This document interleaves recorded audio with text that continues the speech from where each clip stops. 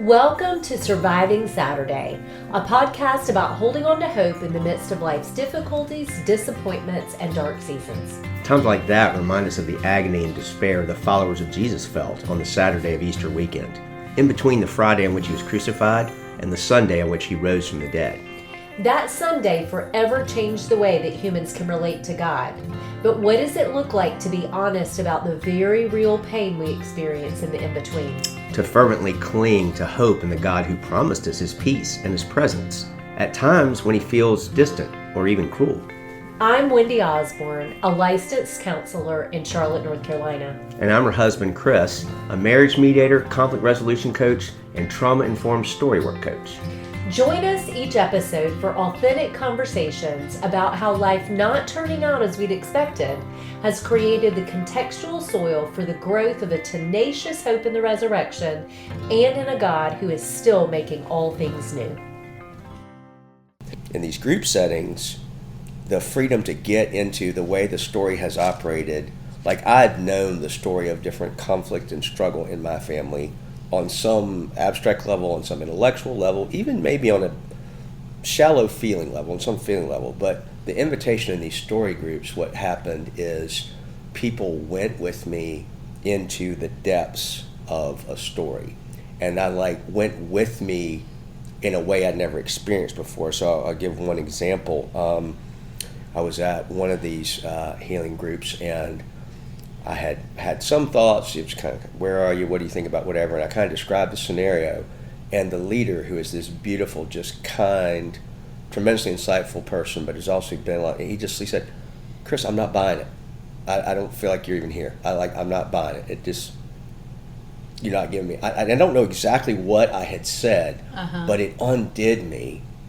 But it was with kindness, and it gave me the freedom to just name something really hard and to just actually name a feeling I had expressed and glossed on by and ran through, and to just sit with it. And it was either in that context, or I maybe mix it up with another similar kind of calling out, like, can you slow down and not run ahead to try to tie this all together, whatever, but just that sentence you said in there.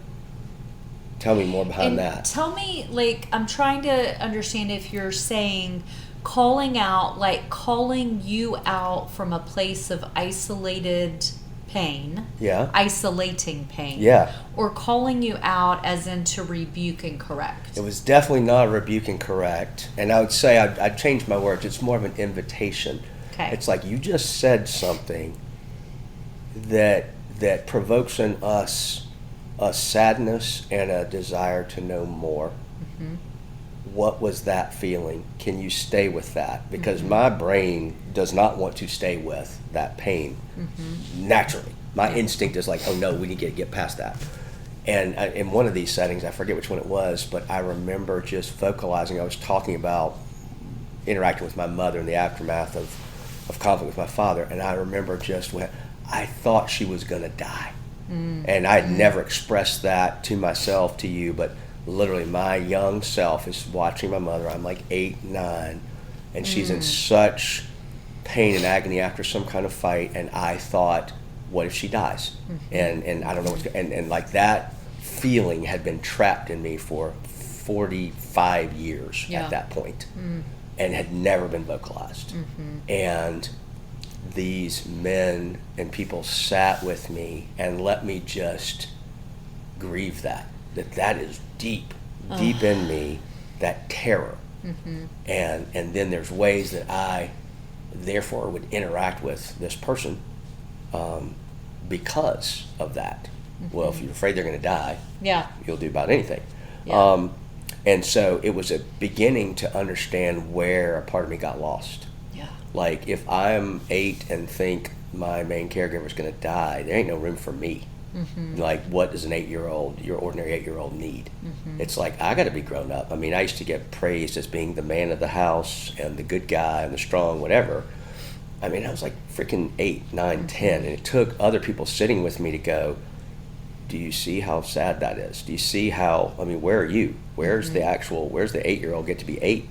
And the 9-year-old get to be 9, and I just started weeping because that deep sadness just runs through and powers so much of how I operate. And so there was something about, it wasn't a rebuke, a calling out. It was, oh, there's so much there that deserves honor, that deserves people caring for. And so the phrase that came to me today as you and I were talking about this is, these people said, essentially, they're not coming in saying, look at your idol, look what you did, look why you're after comfort, you're after this or that. They came in and said, I want to go with you into the furnace where your idols were forged. And I want to sit with you and talk about the pain. It's like, I want to sit with you around the ash heap of what evil has tried to do with the story God has been writing for you. Yes. And I want to sit with you there and honor that that is the place where your heart was first, or at least deeply broken. Yes. And we want to sit and wait for Jesus to do healing there. Yes. And another way we thought of phrasing it is like, rather than coming in and majoring on my maladaptive behavior, to use the psychological term, I mean, I've found ways of coping and ways of adapting that served me well then, that were survival skills then, but they're not helpful later in adult life. But rather than majoring on, look at your maladaptive behavior, look at your bad choices, it's more, well, what were you having to adapt to? Yeah. What made you so in pain, desperate, alone, whatever, that you were grabbing on for lifelines, which is what anybody who struggled with addiction is of any sort is doing. Well, I think anybody in this world Yes. that has lived more than a year, Well, yes, and exactly. maybe younger than that, we Yeah. are all looking for lifelines. Well, and Bill Maloney has a great line. We quote him often. He did the song that's our intro, but he's got a line in one of his songs. We're all something about everyone's a junkie since daylight's such a pain. We're all looking for some darkness to stick into our veins. For some of us, it's lust. For others, it is power. For others of us, it's playing songs and drinking after hours. And he's just pointing out, and you could add shopping, you could add look at my beautiful family, you could add my achievements, whatever.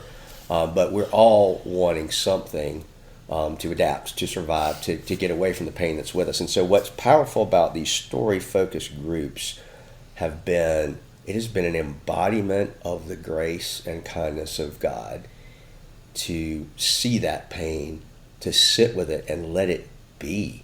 It's incarnational, Yes. is what I would say. I mean, that happens in individual counseling rooms all the time, but this is as a collective. Yes, there's something about, and I think this is something I haven't read at all, you've read more than I have, but where Kurt Thompson is talking about, like when Jesus said, you are the body of Christ, or Paul says you're the body of Christ, like that's more corporeal, more embodied than we realized. Yeah. Like we really, and I feel like that's where I've experienced this, of a group of people, and sometimes like the group leader has had to ask me the same thing like they asked you, either poll the group or would you look at the faces of the people? Do you see judgment? Do you see shame? Is that what they're bringing you? And you look and it's not. And you start to just melt. I can feel it again now, just remembering back to it, recognizing I'm bringing so much judgment. There's so much judgment on me. That's why I'm going to razzle dazzle you. That's why I'm going to, sing and dance and distract and talk and use my words, because I don't want you to see the real me. And then there's people here who are seeing the real me and seeing the hurt and the pain, and they're not running away, and they're bringing kindness. It literally is, like you said, it's incarnational. It's that withness that we talk about this time of year. God with us. And it's easy to just sort of gloss over it. Oh, God with us. Jesus came to earth. Like, no, he's with us. The Spirit of God, the Holy Spirit, being in each of us. Yes. Then when you're in a group, wouldn't it make sense there's more of the Spirit of God there? Yes. I mean, where two or three together. I mean, I'm just meaning if there's 6 of us and we all have the Spirit of God in us, then that's 6 times the Spirit of God than when it's me alone. Well, and I would say also it's the particularities of the faces. I remember one of my group leaders saying something very wise. I was talking about a deep part of my struggle that I carried a lot of shame around. And I said, well, I've got something else. I've got another group I'm going to go to, and I'm going to share it there, and it'll be fun. And the leader says, yeah, but Chris, what's the difference about this group? There's actually men and women in it. and this is where your shame runs so deep. You don't want to say this, or you have so much fear around this because of your story with your mom and all that. And the invitation was you might get a deeper level of hearing because it's not just faces, but it's men and women. Well, and it's the different way each individual person, whether they be an individual man or an individual woman, but each of us individually, I think, have our unique ways of incarnating Jesus. Well, yeah, and there's some of it that also, as you're hearing the other people's stories over the course of however long the groups play out, sometimes they're crystallized into a week, sometimes it's many times weekly, whatever. But you know their stories and you know where they've walked. And for some reason, that makes their care mean more also. Oh, yeah. You know, because like I know where you've walked, and the fact that you can see that and care about that in me is powerful. Right. I don't want to go into the depth of this, but I mean, as I've sat in groups with men who've vocalized particular difficulties, challenges, struggles they've had, one of the unexpected things, they've given me more compassion for my own dad and his story and things that he did and went through and all in a way I never could have imagined. Yeah. Because I've sat with men who have operated similarly, and it's different from me. Yeah. But I think this is also one way to illustrate it's helpful, different from counseling. You know, in counseling, it's easy to say, if you get a good, kind, empathetic response, I know that you also start to think, well, yeah, but I'm paying you, and it's your job. And there's something more powerful when it's 5, 6 other people who you ain't paying them. It's not their job. They're just on this journey with you, and they are really committed to being with you. Like there's something about this withness that feels, to me, revolutionary.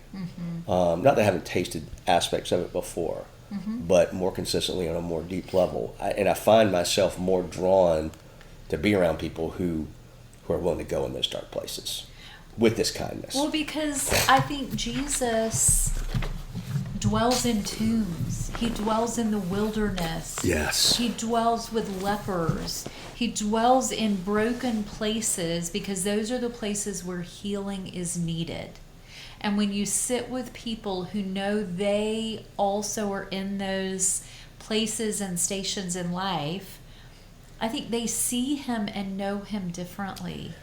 You know, as you say that too, that's speaking to one of the mysteries I've always had about, like, so Jesus comes, he's born, and we really, you know, we get these little vignettes of his birth, and he's 13 and runs, you know, where is he, all that. But there's so much nothing, so much, you know, we know.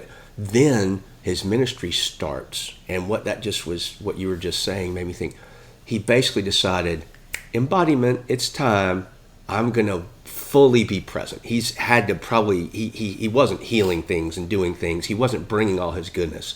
But when the time for his ministry came, when John came and all that, he starts bringing that embodiment, and that's what changed. And then, yeah, he says some words and preaches to go with it. But I love how they've displayed that in The Chosen. He was ministering and doing things before anybody asked what he thought or what he should say. And so there's this sense of, partly because these groups are so focused on the intimacy of each person's story. And the sacredness. The sacredness of it, yes. The marriage group we've done sort of monthly, you know, with just 2 or 3 other couples over a year plus. We've gotten to go into deeper places because we've built that intimacy, and like we know where this woman's coming from or this man's coming from, and there's such a continuing kindness about it of nobody's there you go again. I mean, our bad behaviors, our struggles have shown up, you know, in the group, but we have a context for dealing with them. And I think that's the other part that is beautiful about group work. Like if you meet together, and this is meant to be invitational, not scary. Yeah. But if you meet together long enough, people begin to see past your polished presentation. Yes. And you have a chance to be loved in those moments. Yes. And I think it's deeply gospel-centric. It is. And I think the thing that's the last thing I'd say that it sort of has been a consistent characteristic, and you tell me if you think differently, but the person who's facilitating like a lot of Bible studies and community groups, things like that, which are good and have their place, Yes. 100%. But it's sort of everybody's kind of, anybody could be leading it. It's just sort of, let's talk about, this or that. These groups have gone places because the leader themselves has been places and has been to the journey of their story. At least those are the ones that have been most effective in my own journey. Yes, that's one of the things I sort of smile at when I'm going through my counseling studies, and they're talking about counselor boundaries and how much you self-disclose and all that, and I'm just smiling because I'm like, I know both the individual counselors and the group settings that have been most helpful for me are where the counselor has let their guard down, has been willing to share, look, where I have needed redemption, where I've needed healing, where I've needed care. Where I've been I there. too am desperate and have been desperate Yes. for Jesus himself. And that's something I'm just really committed to. I'm not getting a counseling degree so that I get a whole lot more information and knowledge and I become better. Right. I'm getting it because, okay, I gotta have this certification, and licensure and all that, and I want that. But I feel like I'm being formed as a counselor by the people who have been effective for me because they're on their journey. They're still reaching new depths of healing through the same path. Before we go, would you though speak to, I know you've mentioned that there's a common objection you hear in the counseling room. We've heard it sometimes when we've done an intensive, but do people ever kind of say, why are we doing this? I mean, you just want us to hate our parents. We're just trying to or drag cast out blame. the past. Yeah. And I'm fine. Look at me now. It didn't really affect me. So I think, I would never. Well, first, I'm never going to force anybody to go into where they don't want to go. Right. That's not my job. No. I will take them as far as they are willing to be led Mm-hmm. with integrity. But I do really resonate with Scripture's admonition to honor our parents. Yes. That is very different than being honest. Mm-hmm. Like, we can honor while we are honest. In fact, I would say that to lie about the stories we've lived, to be dishonest, is actually highly dishonoring. Yeah, it's not very honoring. I mean, when our kids have spoken hard truths to us, I feel deeply honored that they would be willing to tell me that. And to risk relationship, yeah. Versus living with a wedge between us. Yes. And I have no chance to change or grow or love them better and differently. Yes, it's honoring to offer somebody a chance to improve relationship, isn't it? Yeah. Yeah. And so I think, recently I was talking about this with a client and I said, if you don't admit your leg is broken, you're not going to go to the doctor to get the bones set. Right. You're just going to keep going, dang, I got a bummed leg, it hurts. You're not going to really get good care. Okay. And so again, like I said earlier, it is the truth that sets us free. Mm-hmm. And so if we will honestly name what we have lived, and look, I'm not going to ask anybody to do what I'm not willing to do. That's a huge and so part of it, right. To name anything about the pain of your past, yes. I've got to be willing to admit and own fully that I am also a parent as much as I was a child with parents. Yes. And so I think the two have to be held separately. I have to be willing to be humbled. And so our fireplace is beeping. I have to be willing to be humbled enough to honor what my children honestly tell me. And I also have to be honest enough to take to God what I've actually lived as a child. Yeah, and I'll share a quick story sort of on that. I remember I had a relative who, when I was starting to even begin to do any kind of counseling work, I remember them saying, why do you want to live in the past? What gets it do to live in the past? You're always thinking about the past. And I remember saying, I don't want to live in the past. I am trying to maybe figure out why the past feels like it keeps showing up and biting me on the ass. Yeah. And I feel like I am operating in ways that I don't feel like I'm in control of. and that I, at some point, lose control and Right. I'm not myself and I don't feel like I'm giving the best to my family or whatever it is, or to my job, whatever. I would like to understand that better so that maybe it doesn't keep happening. And that was a real turning point in my relationship with this person, where I'm like, they didn't want a lot of that analysis or introspection on that for reasons that later I began to understand. But for me, I couldn't help but have, I need to do something. I need to figure out what's happening, and I would say counseling was a great beginning to understanding and seeing, but it got better and deeper and more when in a group context. And it's really just being loved that deeply by multiple people. Well, and I think, our calling here for healing is to be detectives in our own lives. Yes. And a lot of times the clues are in the past, but we're not there to make everyone into a perpetrator we need to jail. Right. But rather to paint the picture for what has happened that can take us straight to Jesus, like the pain that can inform what we need from a Savior. Yeah. And so I think that with good counseling, you have one person helping you piece together clues. Yes. And in a group, hopefully you have a whole set of people. Yes. I mean, when I lead groups, and it's the same in the individual counseling sessions I do, but everybody bears a stunning wisdom. Yes. And so when I lead groups, more of the time than not, they bring each other more truth just with my creating the space and the context. Yes. And outlining what will and won't be a part of the group, as far as we're not going to give each other advice or shoot each other down with Bible verses, but rather what this group will entail. Yes. They are sending more wisdom and love between themselves than I ever could offer. One of my favorite images of that they'll always have is Dan Allender, watching him at Recovery Week, where the last night they had us all bring these gifts and bless each other, and to watch the look on his face, he was just smiling because he's like, this isn't my content. This isn't me saying anything. He is such a blesser. Yeah, and that idea of because he is solid. What you just said is creating that space. People now are getting more conversant with the idea of holding space, which I used to think was a silly idea. I didn't understand what that means.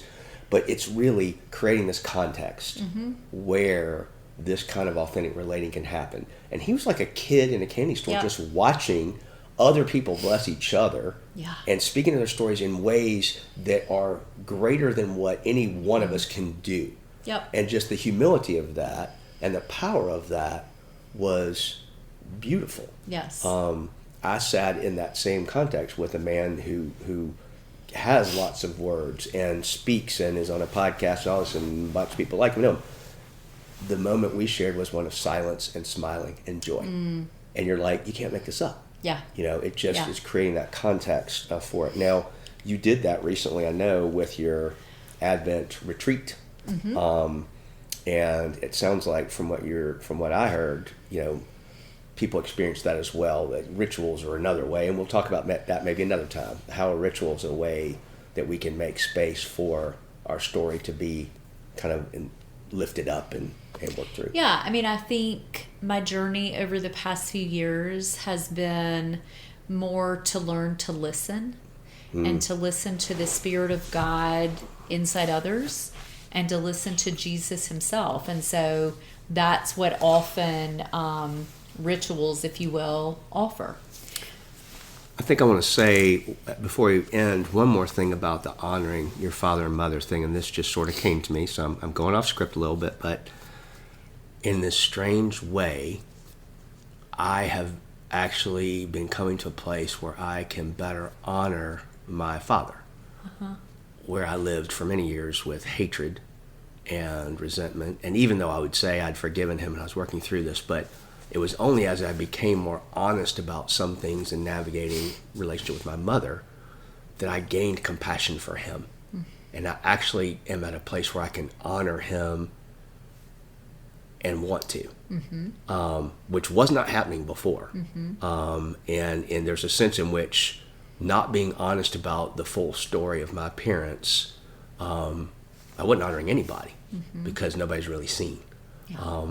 And so that's the other thing I would offer to people who are wrestling with that. Like, can you still honor your parents after naming the hard things and the hardship? And I would say yes. And I think it will actually paves the way. It does, and it will be real. Yeah. Not I feel like I have to do this. I think a heart that knows it has been broken can stitch itself back together with elastic strings. Ooh. And you can love far more deeply and far more vigorously and generously.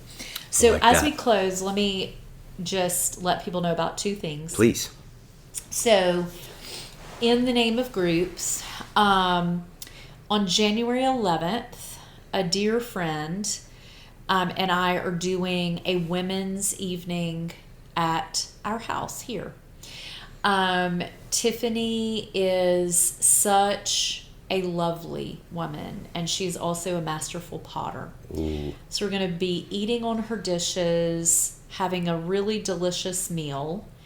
And we're going to talk about what it could look like for each of us to step into 2025 with Micah 6:8 as our guide. Beautiful. So what would it mean to do justice, to love mercy, to walk humbly with others and with our God in our particular corners of the world? And so we're going to look back at what God has used to individually form us, Nice. both highs and lows, and how that formation might come to bear through Micah 6:8 for each of us next year. Sounds like a great way to start 2025. That is going to be January 11th, a Saturday evening, and we have room for 10 women. Okay. And so people can go ahead and reach out to Elise or to me if you don't have my assistant's information, so that we can go ahead and put you on a list.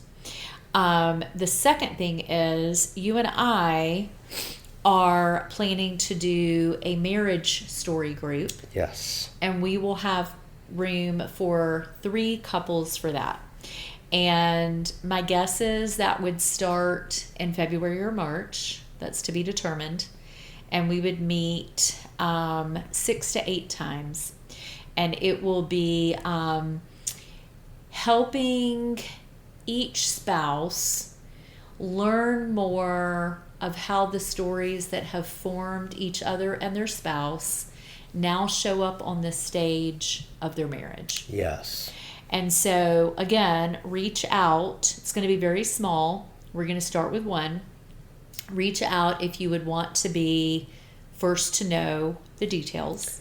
And it will have the actual rhythm of it, how frequently we'll meet, whether it's in person or virtual. That will largely be determined by the people who are most interested, because we have people that some of your clients are not even in North Carolina, and so it will depend on who we have interest in, and we're going to start with 1 group, and see how it goes. We've got some good ideas for content, but the idea will be, and we've been in a group doing this for a while. It's just sharing.